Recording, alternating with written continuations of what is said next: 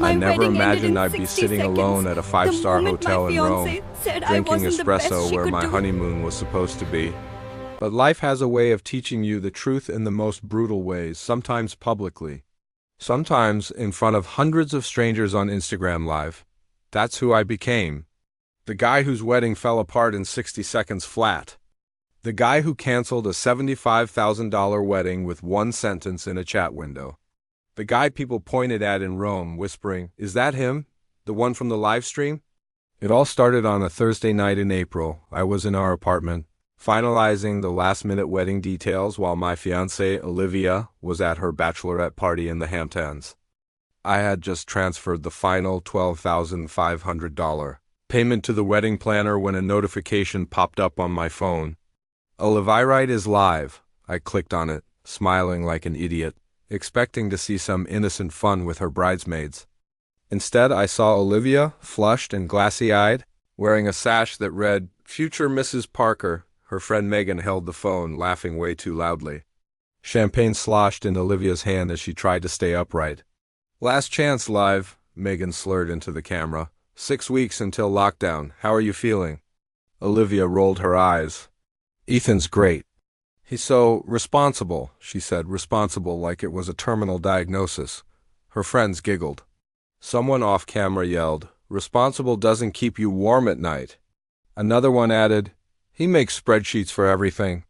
They weren't wrong about the spreadsheets. But we planned that itinerary together. She seemed excited about it. Then one of her bridesmaids shouted, "At least he's loaded, right?"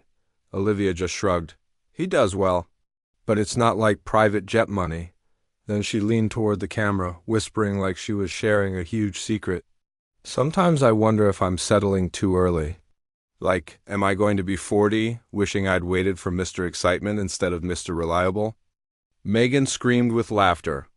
"Oh my God, remember that bartender in Miami last year?" Olivia put a finger to her lips, but way too slowly. That was before Ethan and I were serious." They were all laughing. My chest tightened.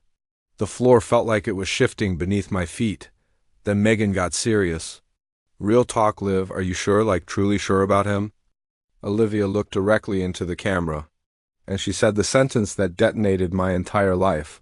"Honestly, should I even marry him? Is Ethan Parker really the best I can do?" The comment section exploded. "Run, girl! Don't settle! Free yourself!" The pain wasn't even hot. It was cold, clear, focused. My fingers hovered over my phone. I typed one sentence into the live chat. "Don't worry about it. Wedding's off." Then I closed the app. No shouting.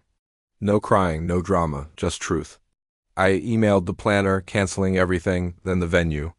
I removed Olivia's access to all our shared documents.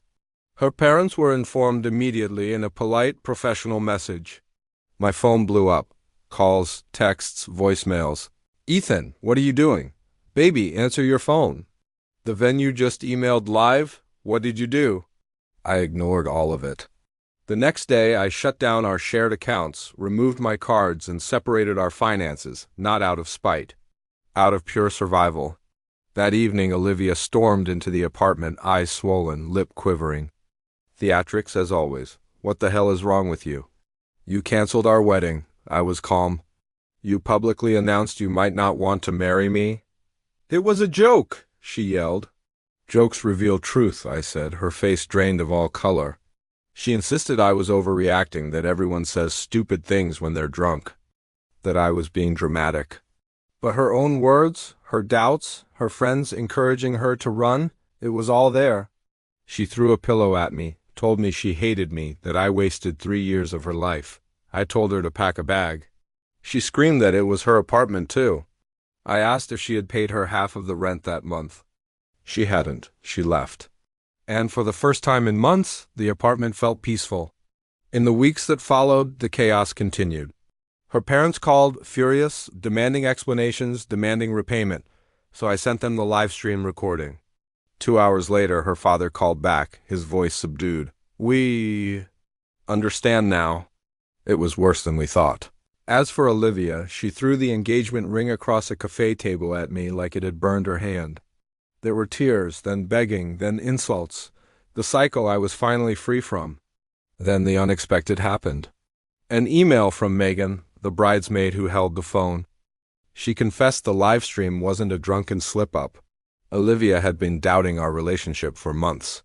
It was the truth finally breaking through. So when September arrived, I boarded that flight to Italy, alone. The honeymoon became a solo journey, a reset. Rome was healing. Small cafes, quiet museums, no spreadsheets, no schedules, no compromises. I met a photographer named Sophie. Over dinner one night, she said something that stuck with me. You learned that you can survive the thing you feared most. That means you can survive anything. She was right. I came home, redecorated the apartment, and started living for myself again. A year later, my best friend raised a glass to the best thing that never happened. He wasn't wrong. Sometimes life doesn't fall apart. Sometimes it falls into place. I learned in Rome that the worst moment of your life can become the beginning of the best version of you. And I wouldn't trade that for any wedding. Thanks for listening.